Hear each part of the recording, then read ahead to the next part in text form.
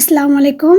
আমি যে কারণে ভয়েস ভিডিওতে আসা, আমি এই ভয়েসটা আমাদের সরকার ডক্টর ইউনূস স্যারের উদ্দেশ্যে বলতেছি।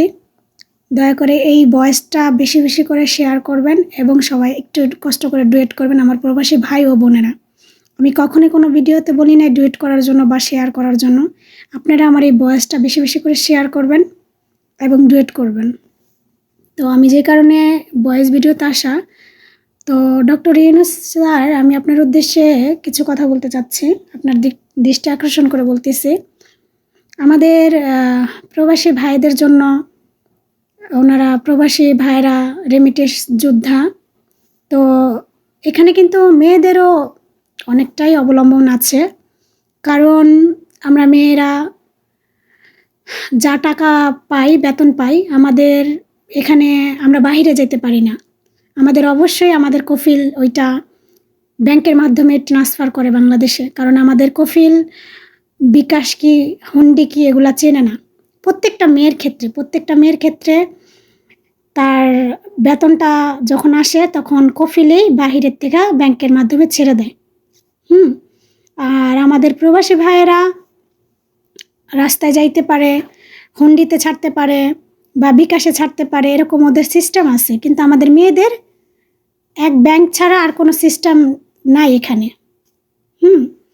তো যাই হোক স্যার, আপনার উদ্দেশ্যে আমার এই ভয়েসটা আপনার কাছে যদি পৌঁছায়, তাহলে আপনি অবশ্যই আমাদের প্রবাসী ভাইদের সাথে সাথে আমাদের প্রবাসী বোনদেরও কিছু করে দিবেন।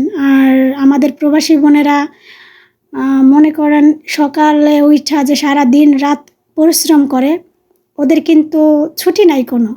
2 বছরের যে ওরা কন্টাক্টে আসে, মানে একটা দিনের জন্য ওরা কোনো ছুটি পায় না।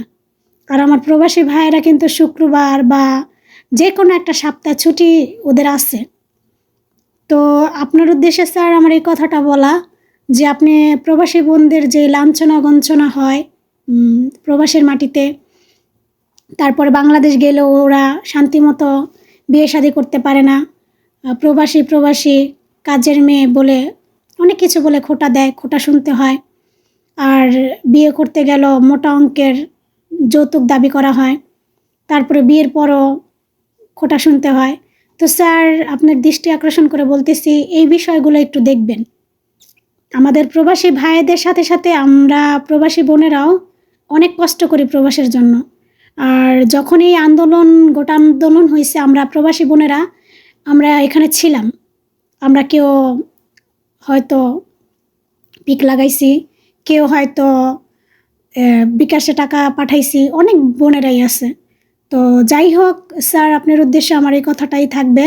অবশেষে আপনি প্রবাসী ভাইদের সাথে সাথে প্রবাসী মেয়েদের জন্য আপনি কিছু একটু করবেন স্যার, এটাই আপনার কাছে আমার দাবি।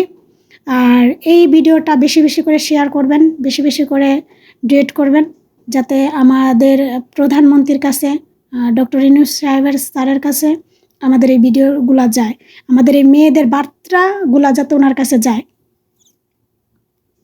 আসসালামু আলাইকুম।